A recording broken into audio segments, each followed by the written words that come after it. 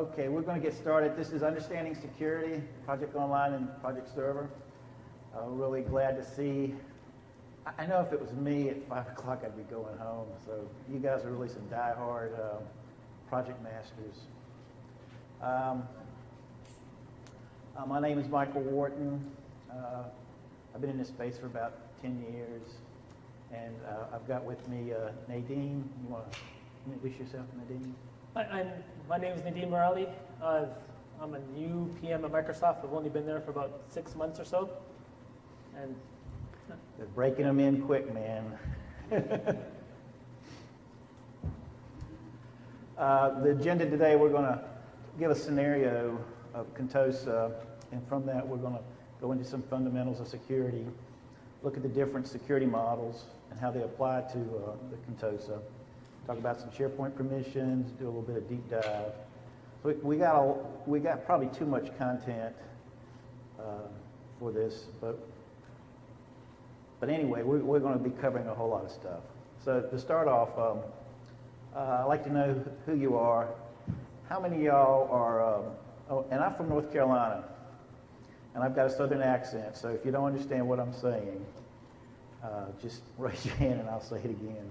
And I was in the earlier session, I'll make up words sometimes. So if I make up a word, just say, what does that word mean? And I'll probably repeat it. So anyway, how many of y'all have your PMPs? Just raise your hand. Okay, how many of you guys and ladies are like a PMO director or a PMO manager? A few of you? Okay, good. How many are technical? I mean, you do the, good. Well, you'll like this. This will be probably more interesting for you, but the PMO people need to know all this too. Any other? And how many of you set up PEWA security? So, good. So a lot of this stuff will be very common for you. One other question is, how many are currently in Project 2010? A majority, and those that are in 2013? Okay, that's a good mix. We're going to be talking a lot of 2013, but a lot of this applies to 2010. so to help explain some of the scenarios, we're actually going to build one so everyone knows Contoso. So we're going to, the Contoso company is a software company. They primarily work on banking software for our scenario. They currently have a product line called Sentinel, and so they have a Sentinel client and a Sentinel server project that they have in their company, and they decided to move into the cloud. So they're going to be developing a new product line called Skyfortress, which is basically their new sort of cloud offering. And so they're going to use Project to manage their projects. So they're going to have 3 projects: Sentinel Client, Sentinel Server, and Skyfortress. So the organization of the company, we have our owners, we have our business analysts, who are kind of our de facto PMs. We have 3 development teams, one for client, one for server, and one that's going to do the online. There's going to be 2 test teams, one that does the client server and one that does the online. We have our HR team, HR person, I guess, in this case. We have 2 people in marketing, and then we have our sort of IT administrator. So we're trying to demonstrate this to a sort of small, medium-sized company. And if you look at the red outline, we kind of have them labeled as an engineering team. So in this organization, we're going to have a couple AD groups. So the business analysts, the 3 client teams, 2 test teams, marketing, engineering, the domain admin, and then obviously the domain users that represents everyone in the company, and the executive. So in their PWA site, they're going to have their main site collection. They'll set up their one PWA site, and then they're going to have their 3 projects underneath it as project sites. And the requirements for their company is that they have their IT administrator that basically handles all their IT needs. He'll be the one creating the Active Directory, assigning users, moving them around.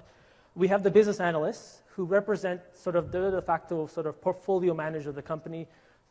We have our developer and test leads. They'll handle all the task assignments and who's going to be working on what. We have the low-end workers who are doing the work, the developers and testers, to build the product. We We have the marketing and sales team. They're the ones who are going to be meeting with the customer, and then they want to know what's going on with a specific feature that's being developed so they can promise the customer that it's going to be delivered next week. And then we have our executive, who's the one owner of the company, who's the type of person who just wants to go in and see what's going on, like maybe run some reports, but really not someone you want to be messing around with stuff because they don't know who's doing what at the low end.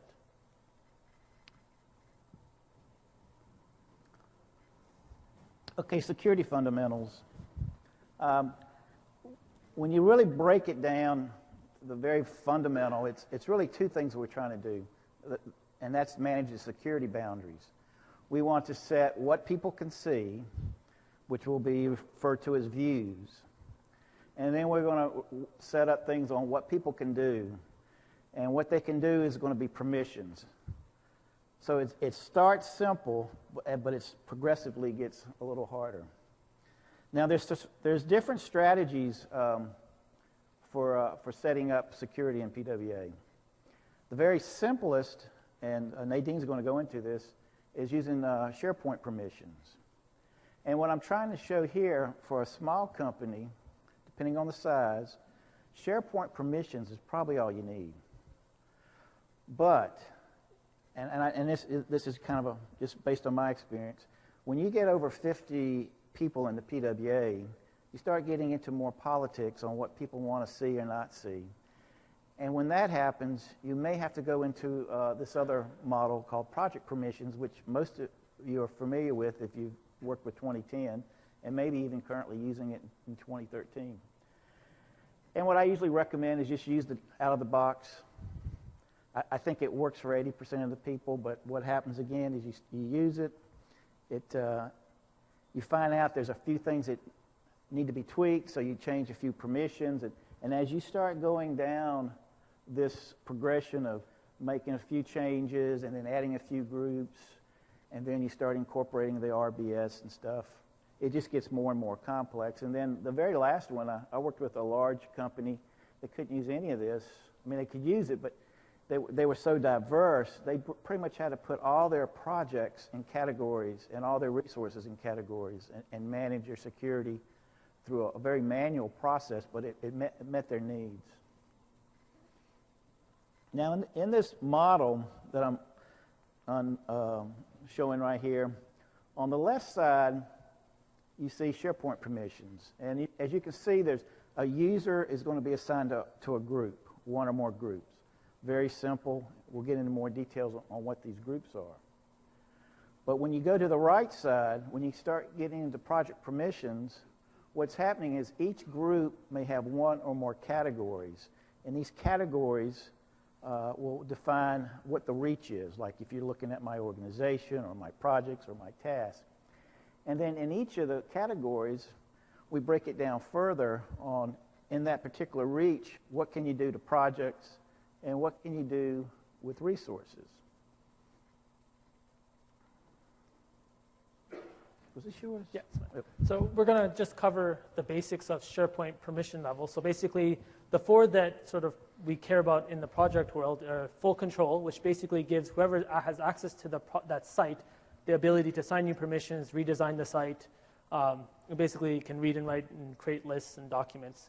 We have design, who can do everything the full control can do, but can't actually assign permissions.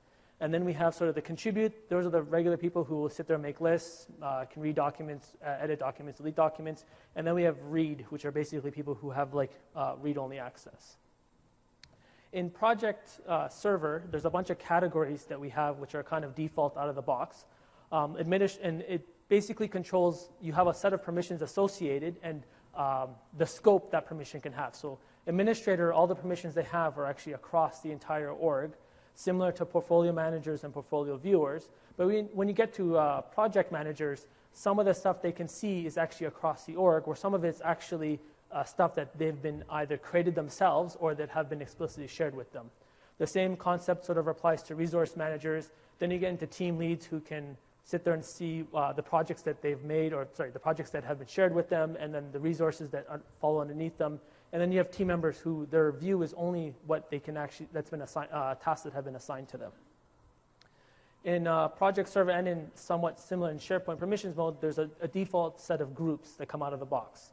We have administrators who basically have full control from the SharePoint point of view, and they have basically full control of everything related to Project Server. We have portfolio managers who have access on the SharePoint side, are basically given design access, so they can basically modify or change the layout of the project sites and the PWA sites. And basically they're there to be able to see, they can see all the projects and then run whatever types of reports they want and actually make changes on those projects. Portfolio viewers, basically it's almost like they're the same as portfolio managers, but they only have read-only access when it comes to any project-specific data, but they can sit there and add and remove documents on the PWA site.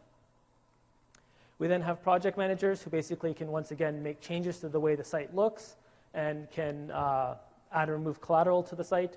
And basically, they're the ones who are doing the main project management. They create projects, modify projects, create tasks, and assign tasks to resources. We have resource managers, which are very similar to project managers, but they have this sort of a more specific role in the control of resources. We have team leads who basically can assign assign people to resources and try to figure out what's going on with statusing. And then we have the team members who are basically just have they can see their tasks, but they have access to all the collateral on the site. So a team member, for example, would be able to see a spec or add specs if it was a software company. So where do these users come from when you're doing permissions? On-premise, they mainly come from Active Directory. But on Project Online, what you can do is you can set up an Office 365 sort of directory sync. So you can, if you have an Active Directory on-prem, you can actually get those users sucked into the cloud. And then if you're using Project Online or SharePoint Online, you can actually assign work and permissions through those users using the directory sync. Okay, tag team. I feel like a wrestler. So we're going kind of fast. Are there any questions? Okay. So let's look a little bit into SharePoint versus project permission mode. And with the SharePoint, again, it's very simple. And the other thing about the SharePoint mode, it allows the IT to get out of it. You're using SharePoint groups, so the PMO can actually be adding people into the different groups, or they can sync them with an AD group. So they can do it either way. And the other thing that's the advantage of using the SharePoint permission is you can have more custom claims. So what does that really mean? Let's say you're using a security card. That's a custom claim that can be used to authenticate you. Or you can use Active Directory. Or you can use Facebook. So you can have multiple ways to do claims. With Project, you can only have one claim. You can't have all these multiple different claim systems. The project permission is more complex, but it has more flexibility to meet a lot of large PMO requirements. Again, going back to SharePoint permissions, if I had a small group, it'll work. And if there's a few permissions that aren't good for the PMO, you just make it a policy not to do something. But as you grow, some people break those rules, so you have to start implementing permissions with project permission mode. So the permissions are controlled by the project server. This other one, project permissions, allows resource delegation, which is a feature where you can go in as another person, relatively easy to fix problems and troubleshoot, and if someone needs to have their timesheet submitted or whatever. So you have that, and you lose that on SharePoint permission. The other thing it has is what's called RBS, which is Resource Breakdown Structure. And what that is, it's kind of like your org chart, but it allows you to have like a dynamic security model that changes based on where you are in an org chart. Very flexible. It just takes a little bit to set up, or understand, I should say. And then and the other thing is you can customize specific users or groups with specific permissions. So again, it's very flexible. Now the way SharePoint permission mode works, we have some standard groups. In fact, there's 7 standard groups out of the box with those names when you're in SharePoint permission mode. And what happens is there's a job that syncs and actually pushes those into a group that has similar names, but you're putting all your users in this SharePoint group. So there's a syncing of users from one group to the other. But you don't see project group when you're in SharePoint permission mode. And then you have project permission mode that works just the opposite. You have some standard groups that are synced back over into the SharePoint groups.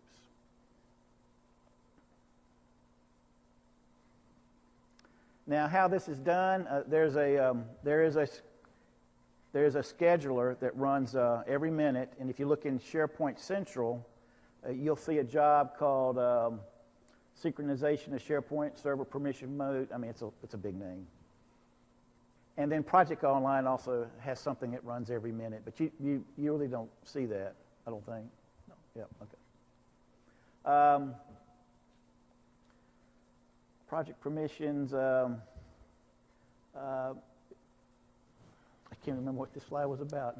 Okay, so when you make a change in project permission mode, if you think of the types of changes you can make, they can be a whole lot of changes that can actually be required to be sunk back into SharePoint to give your users access to the SharePoint PWA site and to the project site.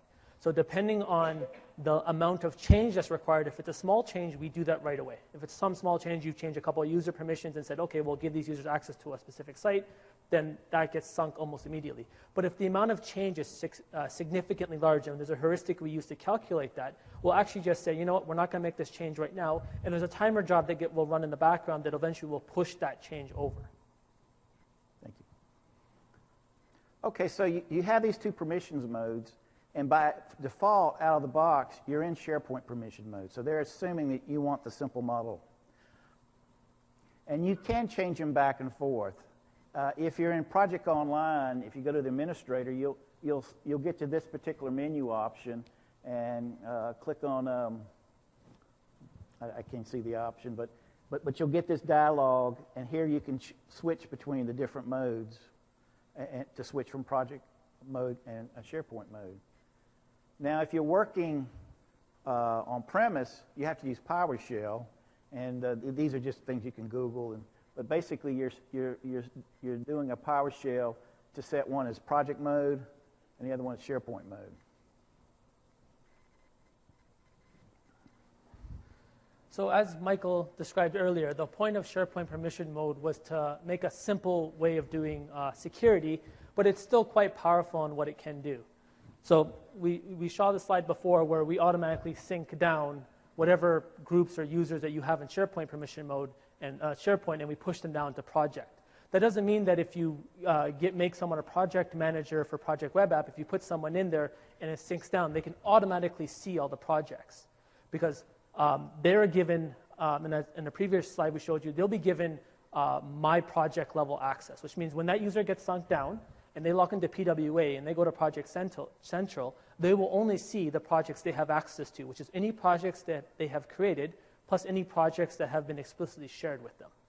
So it's not that if you give someone project managers for Project Web App access to automatically get access to all the projects. So it's still fairly powerful in the sense that they can see their own projects and any projects that someone has explicitly shared with them.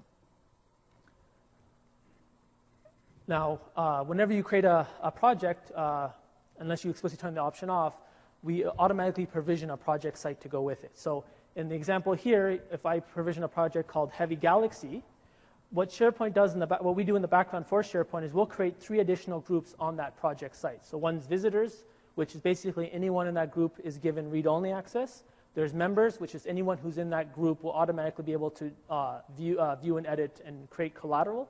And then we have owners, where those people can do modify, edit, and remove collateral, but also make changes to the project site. So the SharePoint group sync, because we're using SharePoint to handle all the group memberships for us, we kind of get one thing for free out of the box that Michael mentioned earlier. The idea is we can use any types of claims provider. So team member for Project Web App is a SharePoint group. We can choose any number of Active Directory users, a large number of Active Directory groups. We can say we want Windows groups to sync into here. We can use forms-based as long as it implements our claims provider, and we can use custom, which either be if you go to get someone to implement a Facebook as a claims provider, security card as a claims provider, we can get all those people will all get sunk into the team member for Project Web App SharePoint group. And then what project will do is we'll take anyone who was put in there and automatically add them to the team member group. And it's a smart type sync. It's almost like a journal. So if you add someone to that group, we just record, the project server will say, oh, we've added one person, and that person will get sunk over. It's not that everyone is being dropped and we're recreating those users on every single time. So we go back to our example, the SharePoint PWA assignments. We're going to focus on these 6 groups, these 6 SharePoint groups. So from our scenario, we said, well, we're going to basically sync administrators to our Active Directory domain admins. For portfolio managers, we said our business analysts are to be the ones who are going to act as our portfolio managers. So we're just going to basically say we're going to sync the users in this group over. For portfolio viewers, we said, well, the executives are going to be able to want to run reports, but we don't want to give them access to anything to actually be able to change. So we'll let them sync that way. Same with marketing and sales. Marketing and sales want to know what's going on, to see the progress of certain features and certain tasks, so they'll be able to get read-only access to all the projects. We said our engineering leads are going to be the ones who are kind of managing their individual areas.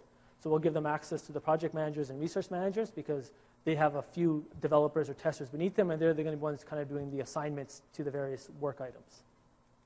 And then for team members, we're basically going to say everyone can log into PWA to actually update their tasks. For the individual project sites, we'll look at the Sentinel client as one project. There's going to be 3 groups. There's owners, visitors, and members. So for the owners, we're going to allow business analysts to have full access to the site and be able to change the way it looks, maybe drop web parts. We're going to give the client development team and the on-premise testers full access, membership access to the site because they're the ones who are actually going to be working on this particular project, making specs, sharing UI mock-ups, seeing test results. And then for the visitors, we're going to let the engineering leads, and basically the engineering leads want to be able to see what the other teams are doing. And we're going to let marketing and sales to come in to see the actual status of the projects. So this will show out a bit more complex, but these are the 3 different projects, and these are the kind of 80 sync groups you would have set up in SharePoint permission mode. So what this means, if we have all this set up properly, and next week we have Clyde, who's currently part of the server development. He's a server developer. And let's just say the server development team is way ahead of schedule. They're doing very, very well.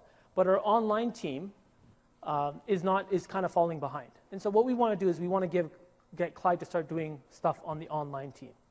So Clyde in the purple, basically, we're gonna give him the same level of access as everyone on the online team.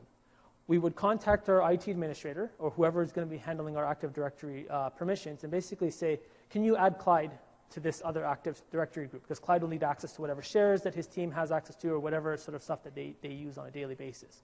Once Clyde has been added to that Active Directory group, SharePoint will automatically sync that change down into the SharePoint group, and then Project will automatically sync that change down into Project Server. So now Clyde can see whatever his team members on the online group can see. And let's just say things are going very, very well at Contoso. So we're going to hire another marketing and salesperson. So we hire RF, who's a new marketing and salesperson. So all our IT administrator has to do, in addition to setting up Exchange and whatever other stuff he would normally do whenever someone new comes on board, he just adds RF to the marketing and sales Active Directory group, and automatically through SharePoint, through an Active Directory to SharePoint sync, and then through SharePoint to Project sync, RF will have access to all the marketing, same level of access to marketing PWA site as his other 2 team members do. Yeah.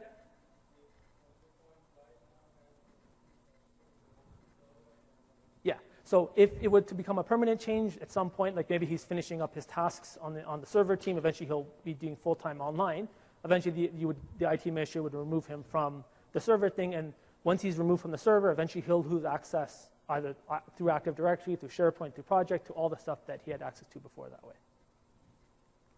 So I'm going to go through a demo of just how to assign the permissions.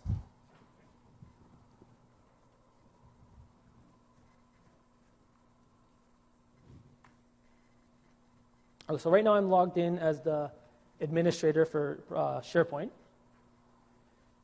So we're going to go to site settings, site permissions. So we're going to do a subset of the setup. So for portfolio managers, we wanted to add business analysts.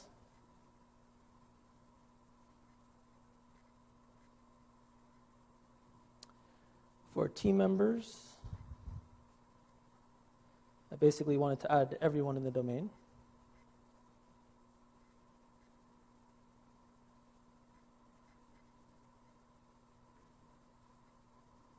So that's what I'm going to do on the PWA side.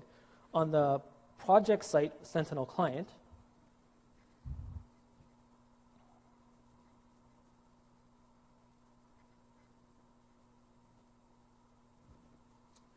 under the owners, I'm going to add the business analysts.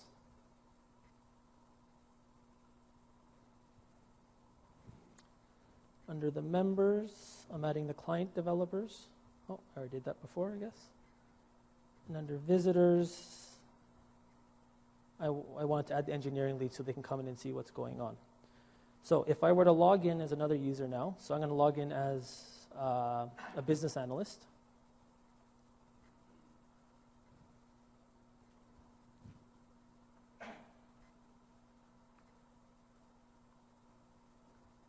Sorry.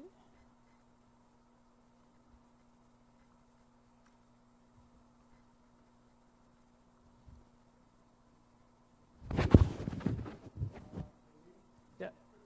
Yeah. Yeah, Sentinel's a project site. Yeah. So when I add them to, so the PWA permissions are separate from the project site permissions. So I've given business analysts portfolio manager access to the PWA site, which means if I go onto the PWA site, as you can see here in the project center, I can see all the projects. But the project site permissions are actually considered separate. Does that answer your question? That's why you have to actually add it in both places. Sorry, I'm not sure I understood your question. No, so there's the PWA site that has its own set of permissions, and then there's the project sites each have their own set of permissions as well.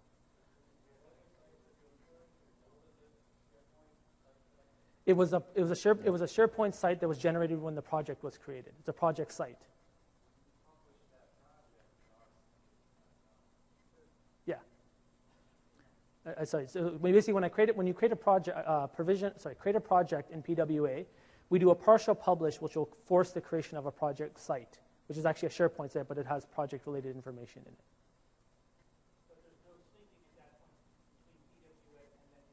No, because there's no, so that project site gets created, there's no one assigned to any of the groups yet. So there's no syncing going down like that. Okay. Sorry. Thank you. Yeah.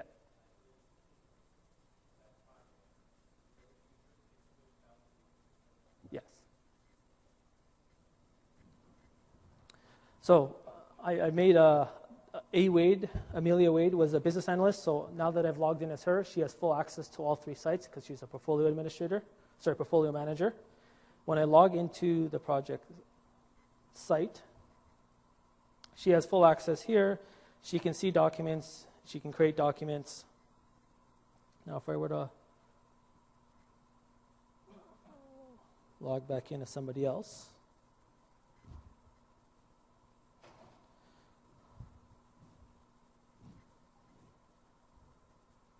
so now I'm logging in as a client developer.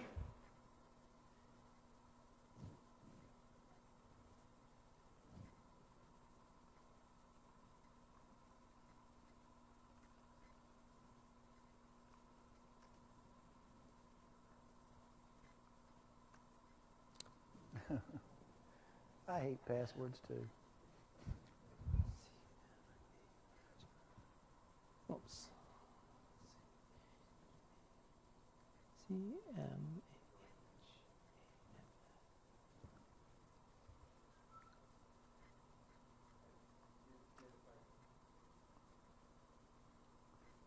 A typo? No, I had typo the first time. There was no R in his name.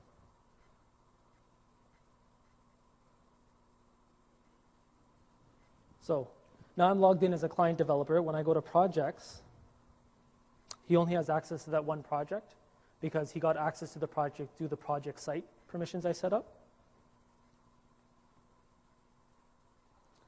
And so when he's on the project site itself, the Sentinel client, he has also access to add or remove collateral, and he has access to see what's going on. And the third person I'm going to log in as is someone who was an engineering that would have read-only access to everything.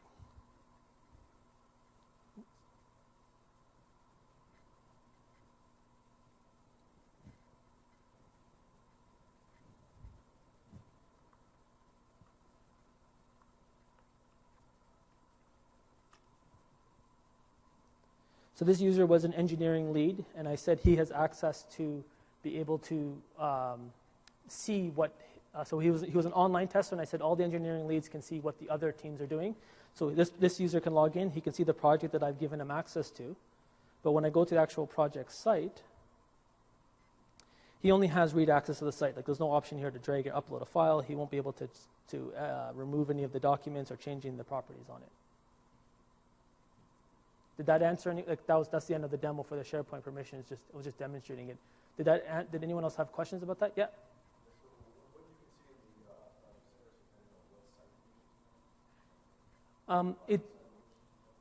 So what you can see in the project site are sites, projects that you have access to. But once you have access to,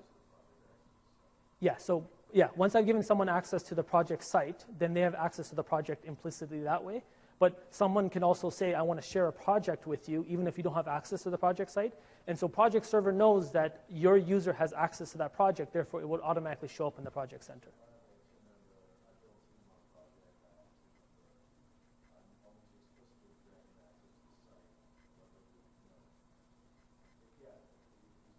Yeah.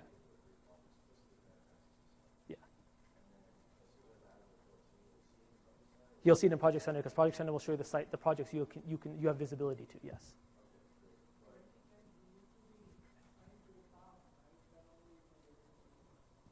Say that one more time. Sorry. If he's assigned to a task, he wouldn't necessarily see it on Project Center because you don't necessarily.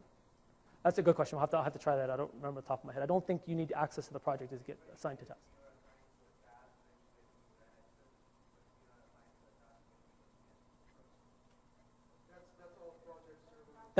Sorry, it works the same way then for SharePoint.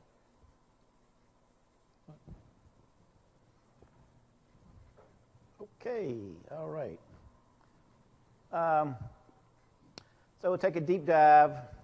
I've kind of already hit this about the complexity as you go down the security model using project permissions. And basically, the larger the company, the more you probably have to go down into this. Now, this slide, the only thing I was really wanting to show is when you're in project permission modes, you see that stuff in the yellow. You'll see the security settings and you'll see the delegates. When you're in SharePoint permission mode, that stuff is blank. So that's one of the clues to know which mode you're in. Going back to the out-of-the-box solution, so you'll see users, and users will be assigned to groups. Let's say this particular user is assigned to the project managers group, and the project managers will have categories. And out of the box, the project manager has My Organization, which goes across the company, and then My Projects, which is based on how that category is defined. And usually it defines to their projects, and then you might have My Tasks. And then each of these categories will have permissions set for projects and resources.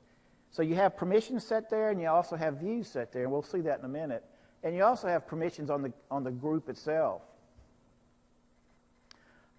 Permissions just basically say what you can do.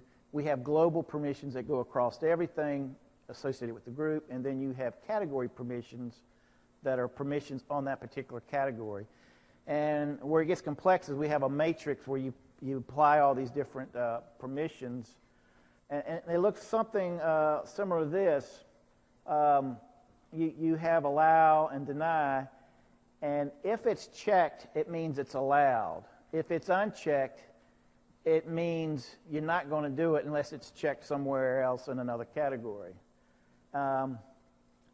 So as a best practice, you usually just want to check things.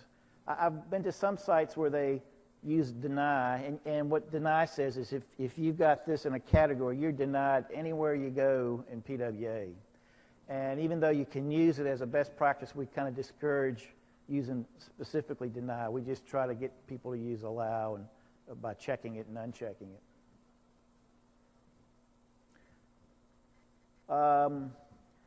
Just want to throw this slide out. In my experience, these are the typical permissions that often get changed. Like in a PMO, you would think the project manager by default would be able to create projects. And for small PMOs, that's probably true. But as they get bigger, they want to control the naming and which template they use. So the PMO may turn off the new project or the delete. You never really want to delete anything. And you know, as new project managers, you may throw something out there and say, I want to delete it. But these are the typical things that get changed out of the box. And then on the resource manager side, the typical ones would be like reassigning tasks or self-assigned tasks. And I see this a lot, login project server with project professional. They try to save money, so the resource managers have to use PWA and not go to project professional, so they'll typically turn that off. But in other places, I've seen this turned on for team members, which basically is that this is at one time a way to count license. So you do not want this turned on for your team members, and it's not by default. So going back to this Contosa model, I'm going to do a demo. So we have these people in blue. These are some categories that could be added, and we're going to add a new category for the marketing department. Apparently, the Contosa SharePoint permission model was pretty good, but we need to actually now go deeper into project permissions. So let's jump into a demo. Okay, and so what I'm in another Contosa database, and I'll go to server settings, and I'm going to create a new group called marketing, and make some changes in there. And so basically, under manage groups, I'll create a new group. And this works both in 2010 and 2013. And I'll give my group a name. I'll call it marketing. And I might give it a description. Now this field right here, if there's an Active Directory group that I know of that I can use, I may put it in here, and that way I can sync in resources from that Active Directory group. I don't typically do this, but I could add users in here by just selecting them on the left side and moving them to the right.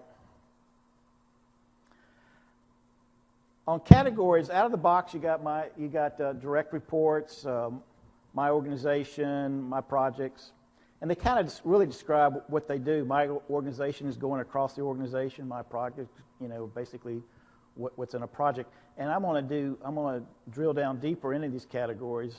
But I've created one category for the marketing group, and we'll take a look at that in a minute.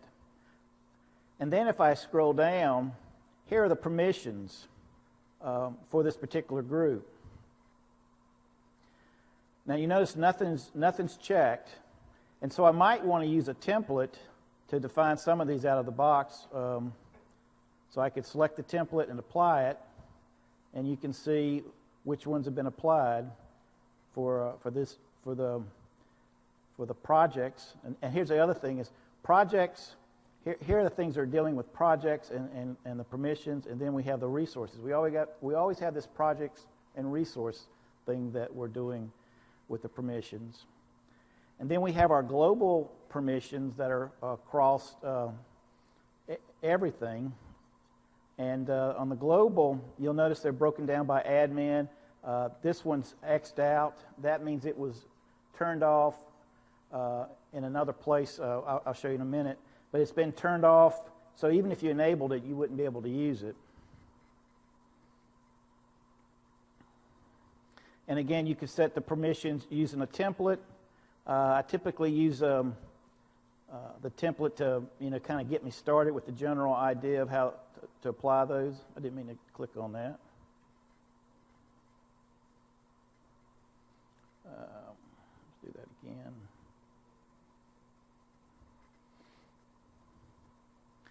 Now, the other thing, as a best practice, I've been to places where people will change the permissions for individual users. And even if you have to change one permission for one user, I would always say create a group and put that user in that group, because once you start changing individual permissions, it's really hard to figure out what those permissions are other than just looking at them. So then I would save that, and at that point I've created a new group called marketing, and I've assigned it to a user. Now I want to just kind of deep dive into categories. I'm not going to go. The creating of a category is just like creating of a group. I had one already pre-created called My Marketing. And so in the marketing, you have a description. In this particular case, I didn't want to use any of these switches here to manage what projects would be included. I actually just moved the projects from the left side to the right side to just include these selected projects. And my thinking was, well, maybe for the marketing department, you just really want to give them a couple of projects to manage. Now, we don't really have the time to go into the RBS, but these last three blocks are a way to dynamically create security based on an RBS. And basically what that does is with the RBS, you have an org chart kind of feel to it. And this allows you to set the security across or down or up for you. So, again, it's a whole new world as far as defining the security. And then you got the different views that you could set for this particular category. And as you can see, these views are broken down by like project. And so here you can control what views you want this particular category to have access to. So that's just a quick demo of the permissions and how they're done. Any questions on that? Nope. Yep.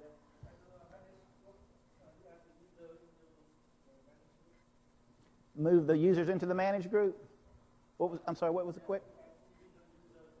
Yes. Well, when I did the demo, I opened up the group and I actually just moved the people into it. But more typical would be you would open up the user, find the particular user, and then go down here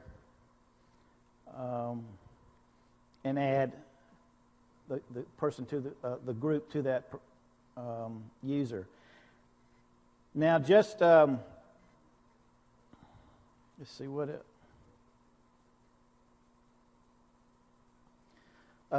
You notice these are collapsed. This is what I was saying earlier. As a best practice, you typically don't want to be adding users to a category, even though you can.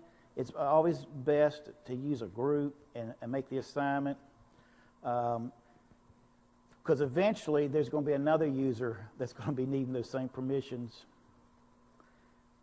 But you can override some of these permissions, and this is one thing that used to really throw me when I first got into permissions, like these security categories. You have to click on it, and once you click on it, you'll notice that you see the permissions that are set. So it's not always intuitive that clicking on the category is actually showing you what's being set.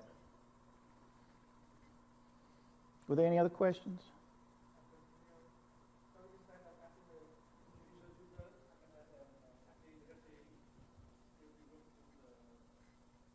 Can you add an individual user?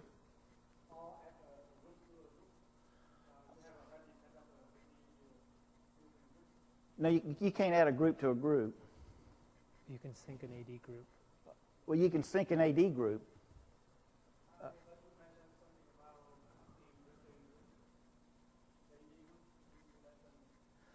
Right, you can. Well, in the groups, you can put an Active Directory group. Right. Yes, you can. But I believe you can only add one group. Okay. You can just add one group.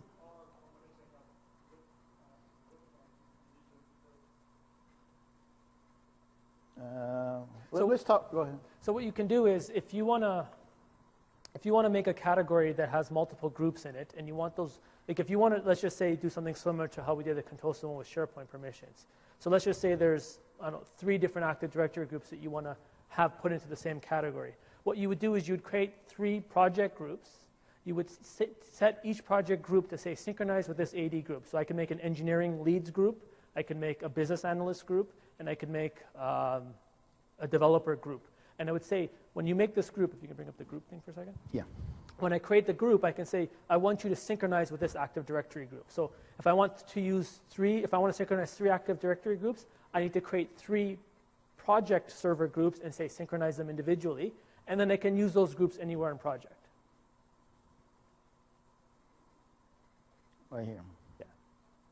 So I can type in the name of the Active Directory group. I don't know if he has any set up on his demo. No, I don't have any groups. I don't know if there's any setup, but basically you could type in the name of the group either on Project Server or in Office 360 Project Online, and when you type the first 3 characters, the list will show up. And you can pick one Active Directory group to sync with in Project Server.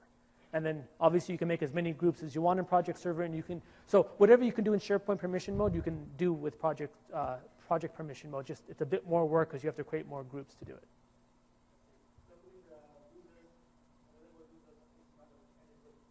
No groups in there, right? Yeah, there's no group right now. Yeah, you can't put groups in that.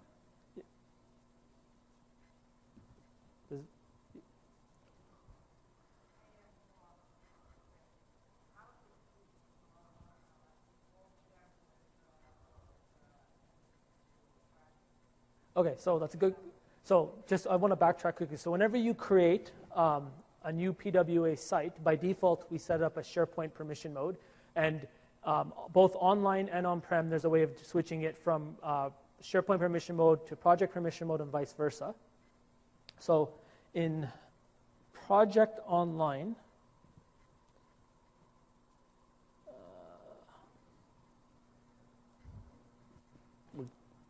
this is an What are you looking for?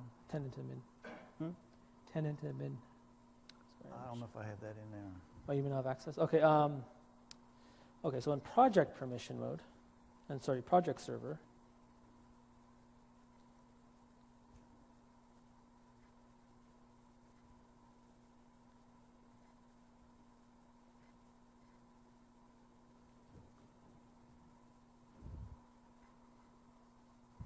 Why don't we bring this offline and... yeah, I'll show it to you afterwards. Yeah. Okay, you want to switch machines? Yeah, and if you have any other questions, we'll talk after we finish this. Okay. So, so designing a security and some best practices. Basically, what you want to do during your deployment, you want to build a team to define these security requirements. And I would, suggest, grabbing knowledgeable people in different areas of your company that knows what needs to be seen and not seen. So they put together the requirements, put it in a spreadsheet. Then you're going to have to come up and design some kind of a security model based on those requirements. Again, I would start at the top with a simple SharePoint permission mode, but if those requirements are saying certain things have to be disabled or views can't be shown, or once you get into changing permissions, you're going to have to go in the project permission mode.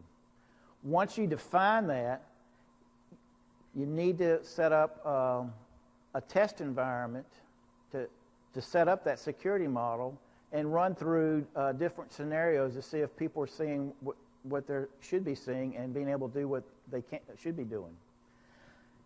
definitely you need to have it in a different environment. You don't want to do it on a production environment because you can really just lock yourself out real quick. I mean, I've done it in the past, so I know that. And I was so careful. So anyway, so you're going to test that design, and then once it's right, you'll basically roll it out into production. Some of the best practice is you use 80 groups for syncing. If you can, you know, sometimes IT department don't want to get involved with it, and if IT department doesn't want to get involved with it, then you may need to use the SharePoint permissions. So you want to assign users to project groups and SharePoint groups. You want to set permissions to groups, not to users. Even though you can do it, you can really get into a situation where it's really hard to figure out what kind of permissions this person has.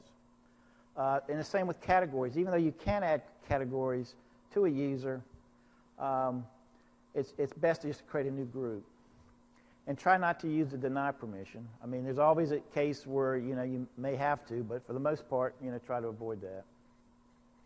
And this is really just a summary of the permission modes and the project server modes. And you'll notice that they're pretty much are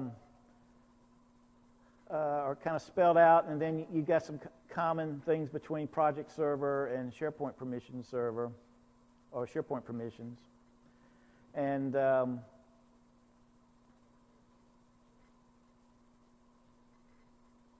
we have any questions? Okay. Yeah, we got a microphone if you want to come up, and because we're capturing this on our recording. Can I get you to come up?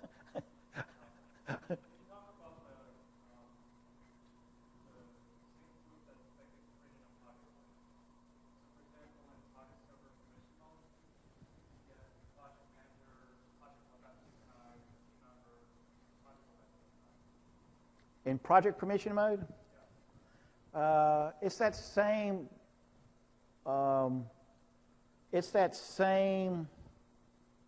Earlier I showed you in SharePoint admin there was a project job. That's doing the synchronization. I mean, what was the specific question? Or specifically, like what files, what user gets assigned? Oh, okay. So in a project. If you create a project and do a build team, those members in the build team, they're the ones that are going to be synced to that project workspace. Is that are you referring to the project workspaces? Okay, that's what project sites. So it's the build team. By putting members in it, it knows who to sync to those project sites for that particular project.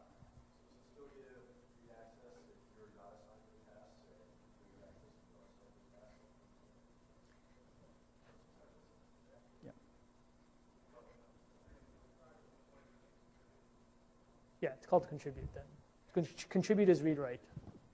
Yeah.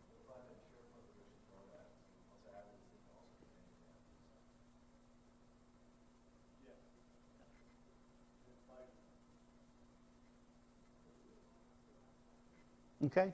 Any other questions? Oh, this guy.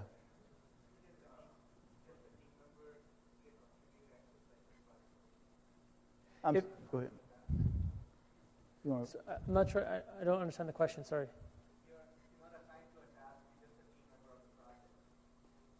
Is this so in SharePoint permission mode? If you're given team member access, you get access to the project site with all the collateral and stuff on it. Like, if you're on the team, you get access to the project sites. So the word contribute is a SharePoint concept, and all that means is that you can actually go to the project site, you can create lists, modify documents. It's more, the word contribute is more on the SharePoint view of the site, not so much on the project server side of changes. Does that make sense? So if I give you contribute, it doesn't mean you can create tasks or anything like that. It just means that you can add and remove documents, add and remove lists. You can check off that your tasks are done. That's what contribute means.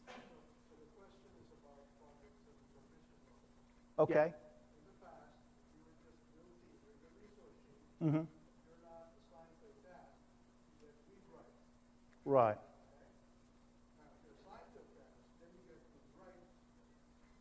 Yeah, yeah, okay.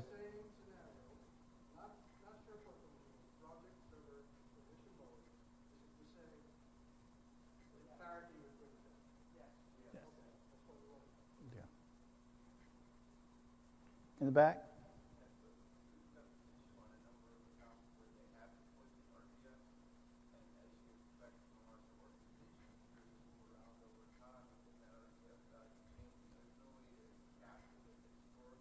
No. Right.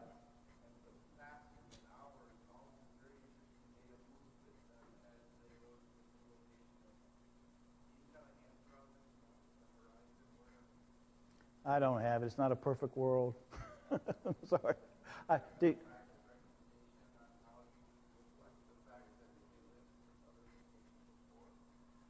Well, what I've done in the past, or try to promote, is like snapshots of projects and resources. And I've seen some tools on the floor where you can do snapshots to show where things were at that time. But there's no snapshotting as a built-in tool in PWA. You know what I'm saying about snapshots? It's where. Go ahead.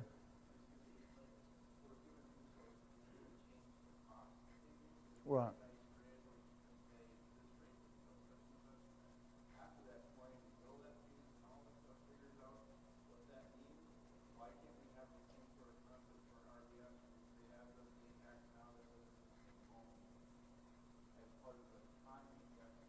Right.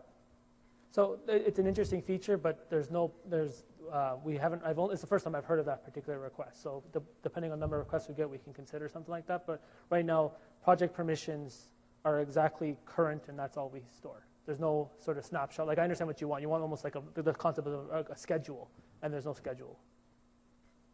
Yep. Good question, though.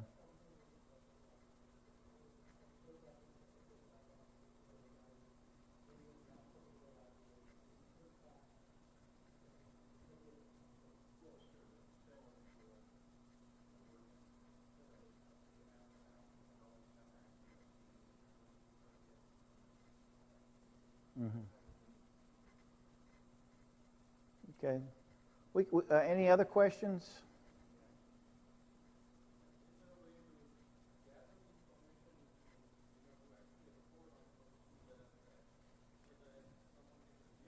Yeah. Right. Out of the box, there's no easy way. I've put together SQL queries to generate reports. In fact, one of the things I talked about in another session on monitoring is a look at the security settings like admin and stuff, and send out a list of who's got certain permissions. But you would have to write a query, some kind of report to create that for you.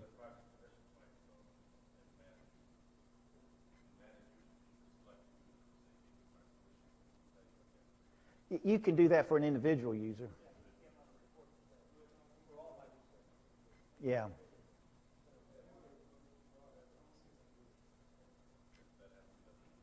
Yeah. Yeah, there might be a partner solution that fills the gap. Oh, that's good to know.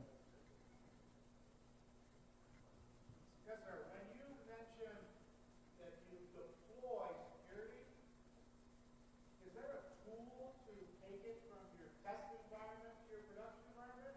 Or are you manually in there trying to be very careful that you did it exactly the same way? Oh, that's a good question. And the answer is playbooks in 2010.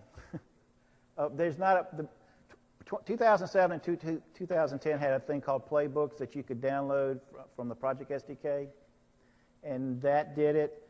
But now I don't think there's no support for 2013. But Fluent Pro, I understand, has a tool to do that. So yes, you would have to do it by hand if you didn't have a tool. But that's what interns are for.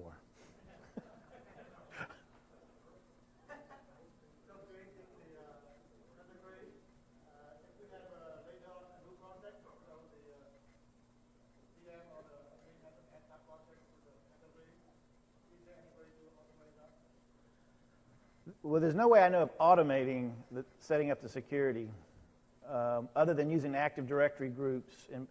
No, but if I make a new project, do I have to add it to each category that I want to give people permission to it?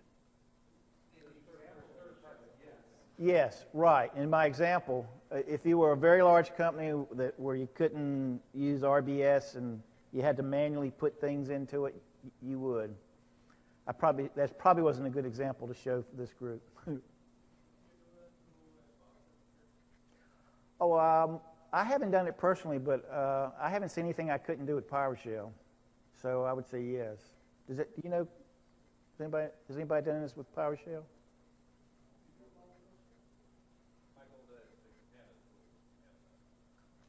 With PowerShell?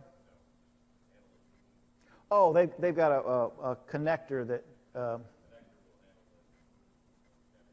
Yes. Okay.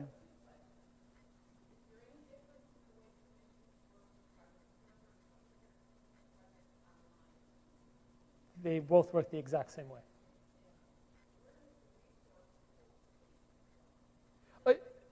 It still exists in online and on-prem, and you could still sync it to Active Directory groups and what.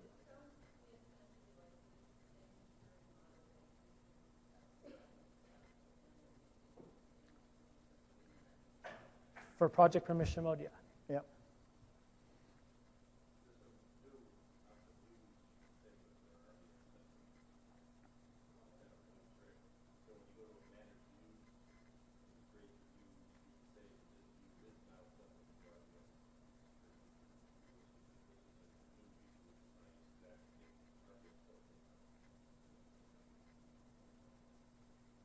Any other questions?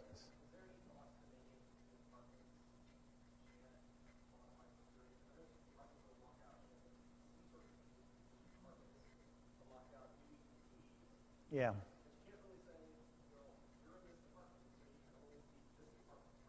Right.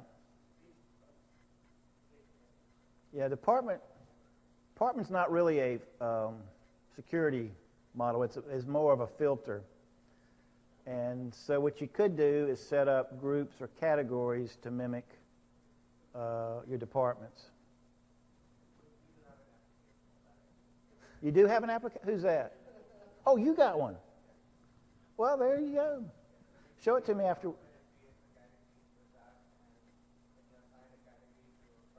Uh-huh. And what's the name of your company? All right. Any other questions? No, it wasn't.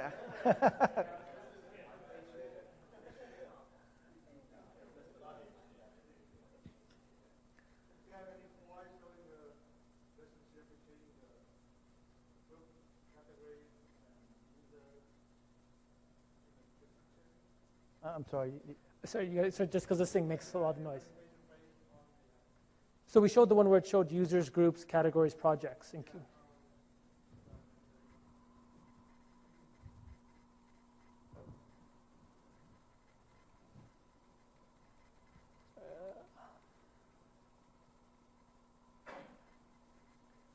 Rolling back. I think it was near the beginning. Is that the slide? I think this is the slide, yeah. And what was your question about this? Well, okay, basically, users, they're assigned to one or more groups. But each of these groups will have at least one category. Typically one, but sometimes, like in this example, we've got 3 categories associated with that group. And what these categories do, they kind of spell out what the reach is. Like one category is called My Organization, which is looking all across the organization. And then when you're looking all the way across the organization, if you've got projects, what are the permissions you're allowing that particular category have? And what kind of permissions do the resource managers have across that category? And then even with these 2 groups, projects and resources, there's views associated. But this is the basic architect of the project permissions. Now, when you're just looking at SharePoint permissions, you're just on the left side of the line. Everything's already predefined, and there's no changing of it. It's got to be like, I can use this or I can't use it.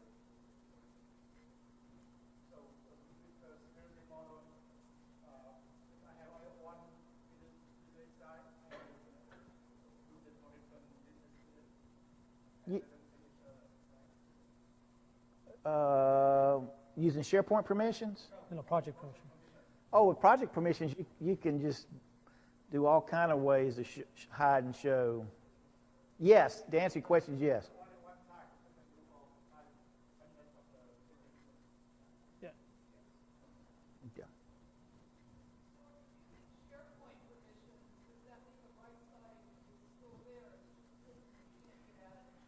Exactly. We basically, when the sync happens, we do all the work in the background to set up everything up for you. You're just stuck with them. No changing. But the idea is that unless you need delegation, RBS, or like a more granular level of security, SharePoint permission mode should do what most people need. And that's why I said earlier, you just have a policy saying don't delete projects. And hopefully that if it's a small enough group, that's all you need. Any other questions? Thank you. Thank you.